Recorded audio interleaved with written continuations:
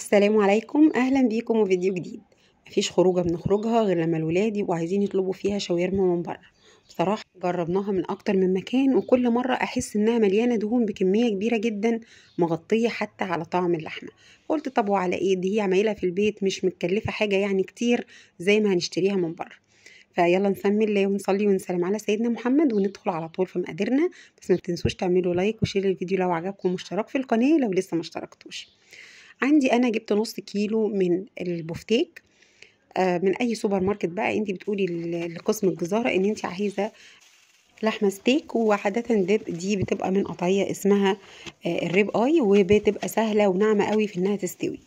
هنقطعها شرايح بالطول كده زي ما احنا شايفين، وهنعمل من الوصفة دي احلى شاورما مصري انتوا هتدوقوها بجد. سهلة قوي وما بتاخدش مننا ولا وقت ولا اي مجهود خالص، خصوصا احنا في الحر ومش عايزين نقف في المطبخ وقت كبير. انا بجمدها الاول شويه علشان اعرف اقطعها بسهوله. كل طبعا ما كانت متجمده شويه بتكون تقطيعها بالنسبه لنا اسهل.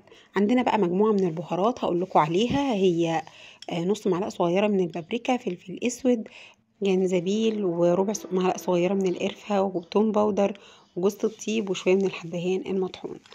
وطبعا انتوا حرين في ان انتوا تضيفوا البهارات اللي انتوا بتحبوها، بس انا شايفه ان دي بتديني طعم حلو جدا جدا للتتبيله. هضيف كده كل البهارات واقلبها كويس قوي في اللحمه.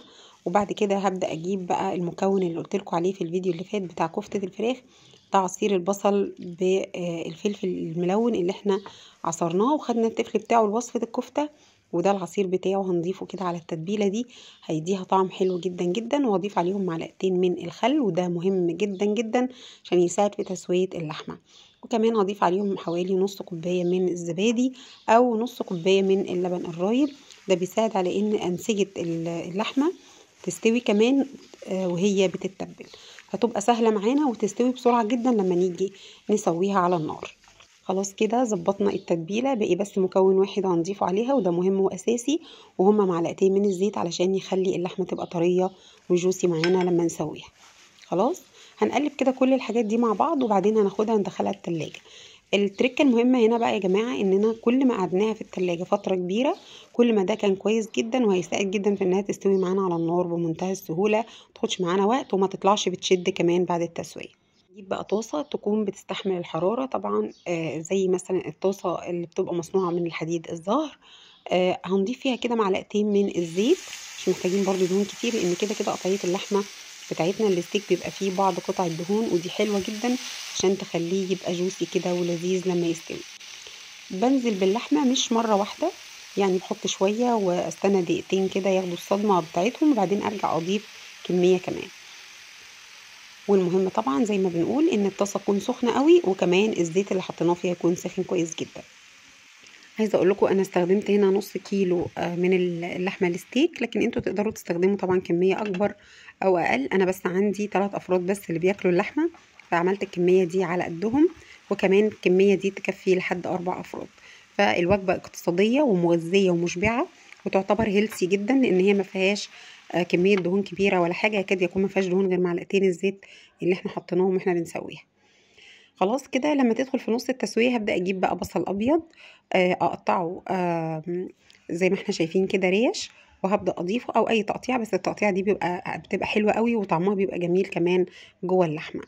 هشوحه كده حوالي 3 4 دقايق، وبعد كده هبدأ اضيف عليه الاضافة دي اختياري، فلفل اخضر وفلفل احمر الوان، او ممكن نضيف كمان فلفل سبايسي زي ما انتوا حابين. كمية الخضار اللي بنضيفها احنا مش محكومين بيها، تقدروا تضيفوا كمية الخضار اللي انتوا بتحبوها اكتر من كده اقل من كده. انا ضفت هنا بصلاية كبيرة وقرنين من الفلفل، واحد اخضر واحد احمر، واتنين من الطماطم المتقطعة مكعبات زي ما احنا شايفين. يا ريت يعني نهتم باننا نضيف الخضار بالترتيب زي ما احنا عاملين في الفيديو، عشان كل حاجة بنضيفها في وقتها عشان يفضل لسه طعمها موجود فيها وما تكونش استوت تماما جوه اللحمة، فنحس بطعمها جوه السندوتشات او احنا بناكلها. خلاص وهضيف بقى حوالي نص كوباية من البقدونس المفروم، اوراق البقدونس اللي احنا مقطعينها. وهنا بقى في الخطوة دي خلاص بنبقى وصلنا لنهاية الوصفة. هضيف بس هنا طبعا المكون السحري والرئيسي في الشاورما المصري، وهي سلطة الطحينة. هكتب لكم تحت في صندوق الوصف مقاديرها وازاي نعملها. اعتقد كلنا كمان بنعرف نعملها، لكن برضو هكتبها للناس اللي لسه داخلين المطبخ جديد وما يعرفوش. بطفي النار في المرحلة دي وببدأ بقى اقلب الطحينة مع الخضار واللحمة. مش عايزة اقول لكم الريحة تجنن تجوع، خطيرة يا جماعة حقيقي. احلى 100 مرة من اللي بنشتريها من بره اللي بتبقى حرفيا 3/4 دهون. وانتي بتاكلي ساندوتش شاورما من بره بتبقي بتاكلي دهون مش لحمة، لكن دي تحفة واقتصادية كمان زي ما احنا شايفين، وما شاء الله تكفي من 3 ل4 افراد. نجيب بقى العيش بتاع البرجر او اي عيش انتوا حابينه، انا ما بحمصوش لان انا بحب سندوتشات الشاورما تكون شويه جوسي كده وطريه. انتوا لو حابين تسخنوه شويه كده في شويه من الزبده ياخد تحميصه، ده يرجع لكم، لكن انا بحب سندوتشات الشاورما تبقى طريه كده والحلوه. تنفع طبعا غدا، تنفع عشاء، زي ما انتوا حابين. العيد الكبير قرب ان شاء الله، نقدر نعملها من قطعيات حلوه كده في العيد من الذبيحه بتاعه العيد. هنا بيكون خلص فيديو النهارده، اتمنى يا رب انه يكون عجبكم. لو عجبكم الفيديو ما تنسوش اللايك والشير والاشتراك في القناه. تابعوني على التيك توك وعلى يوتيوب وعلى انستجرام وعلى فيسبوك باسم مطبخ لولي البحراوي. بروفايل القناه واحد على كل المنصات. اشوفكم فيديو جديد على خير، والسلام عليكم.